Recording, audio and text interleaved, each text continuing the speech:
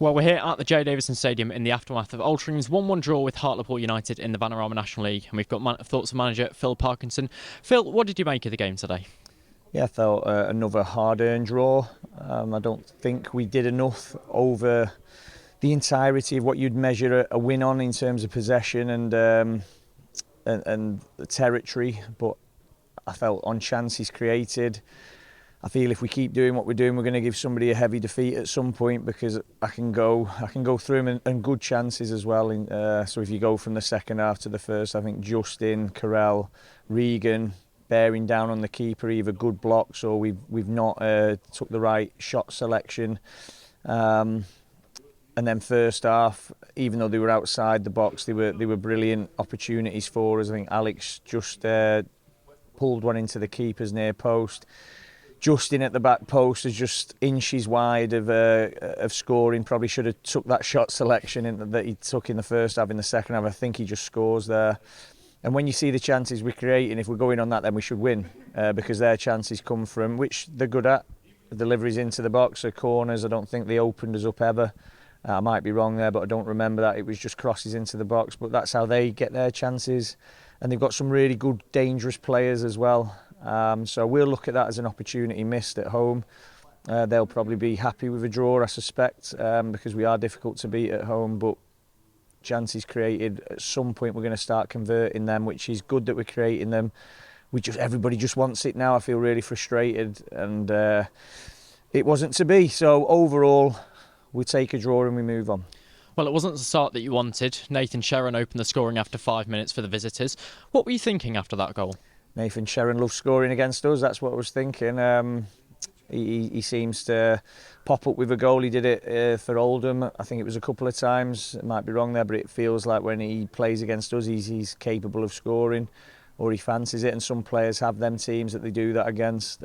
Same with Campbell as well. You always fear the worst when he's playing, because he does well against us normally. But I felt we dealt with him quite well tonight. A very good player mind. So, yeah, disappointed that he scored. But again, I felt like we were in complete control of the first half. It took us 5 minutes to get going, which is disappointing. But I'm never going to stand in front of you and have the perfect outcome. I'm never going to say we've started well, we've ended well, we've had a brilliant middle part of the game. You're going to have spells where you're not in control. It is frustrating. I didn't think we had a great deal. I'm really going ahead here, aren't I? But I didn't feel we had a real great deal of control in the second half, and that's why I felt it was probably a draw was a fair result. But first half, I thought we were really good. Well, once you did get going, Altrincham started to create the chances after that opening goal, and in the 28th minute, Lewis Banks scored. Hartlepool was quite hard to break down. Why do you think that was hard for your side to break the visitors down today? Because Hartlepool are a really big team. Everyone forgets this. They don't forget it. It's just something I like to remind everybody of. They're a big team. Hartlepool United expect to win this division, not be where we are. So that's the other bit that should open everybody's eyes up in terms of, as frustrated as we all are, Hartlepool United are in and around us. So it shows the quality of what we're playing against. They were in the Football League. They're desperate to get back there. You look at their following. You look when you go to their place. It's a really tough team to play against. And they've got outstanding players, really experienced players who aren't going to give you a great deal. And that's the bit that I'll take a lot from, in terms of, at times we opened them up, really opened them up. You won't see many teams do that against Hartlepool. The way that we got in 3 1v1s with the keeper, which a defender's either got back or we haven't chosen. Nobody does that to Hartlepool. So it shows that we're playing well, but we've got to start finishing our chances, and we will. But when you ask me why is it, because they're a really big club. They've got brilliant players, and they're really difficult to break down. And we found a way on a number of occasions. But when you do that, you've got to finish them off. Well, it's something that's become quite consistent this season. Altrincham having a number of chances but failing to finish them off. Why do you think that's been happening so far this campaign? I disagree with you there. I don't think we have. I feel that's starting to show more and more the last couple of games. It's something we've really been working on. Our XG isn't anywhere near what we'd expect it to be. Not that I measure everything on statistics, but we do look at it. So for us, our XG's been quite low this season, but it's picking up now.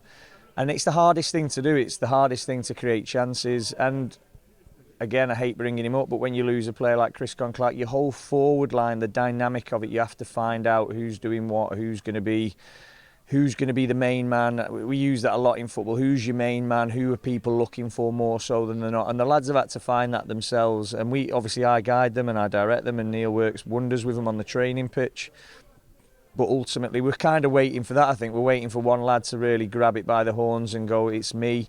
The good thing is we're sharing the load. Banco scoring again tonight. We had 2 fullbacks in the box on a number of occasions, which is us when we're at our best. It's not gung-go. We do it deliberately, especially when a team plays similar to Hartlepool. We'll try and exploit that, and we did. But it's frustrating that we weren't able to finish them off. An honourable mention for Ethan Ross tonight, because he made a number of saves which kept the score at 1-1. What did you think of his performance tonight? I'll have to run that down. I don't remember him making a number of saves, so he might have made a number of key blocks and things like that. But listen, he's massive for us, isn't he, Ethan? Ethan's a huge player for Altrincham. And I do apologise, Ethan, if I've missed some of your saves. I remember him catching crosses and punching things, but I don't remember them coming through and forcing Ethan into a number of saves. So I do apologise if I've got that wrong, and he'll scold me for that when we go through it. But he's brilliant for us, and he's been a game changer since he's been in the building. Well, you chose not to make a substitution today. Can you tell us a little bit about why that was? I thought it was a tight game. I know they did last 10, but do you know what? Sometimes you make subs and... Somebody's streaking behind us.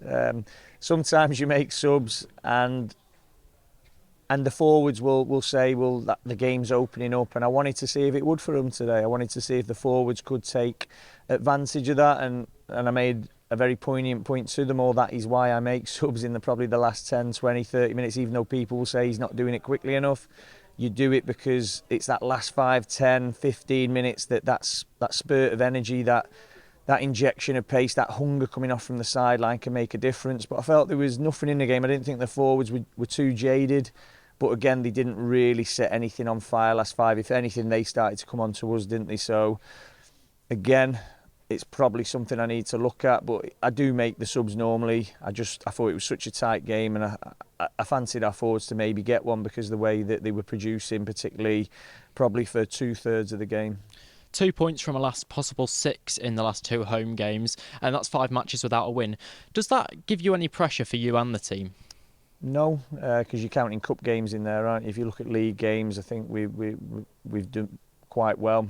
The cup games are really frustrating because they've gone to penalties, haven't they? So where we look like we've not picked up that win. But look at the division; it's really, really tight.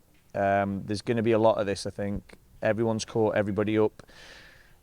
So there'll be a number of draws, there'll be a number of 2-1s, especially for us, until the forwards start taking the chances. When they do, you'll start seeing 3s and 4s for us, but at the moment we're not quite able to get that last bit of X factor, that last bit of quality in that most important part of the game. So we work really hard to get the forwards up to that point. And listen, I've said all the way through, I really, really believe in this group. And I believe in that front line as well. And we've got more players to come as well. So obviously people like Matty Coslow's not gone on there. He'll be probably really frustrated because he will have smelt a goal probably in that game for him. Ollie Crankshaw is very, very close to returning to the pitch for game time. So we've Joe Nuttall probably scratching his head, and Jake Bickerstaff thinking that they could have got a goal. So we've got really good players. I'd like to think we've utilised them a lot over the last couple of weeks. And I think the goals are showing like they're going to come, and they will. But as for pressure, I think there's always an element of that for my profession as a manager. If you're not winning, people will scrutinise and question, am I the right man anymore?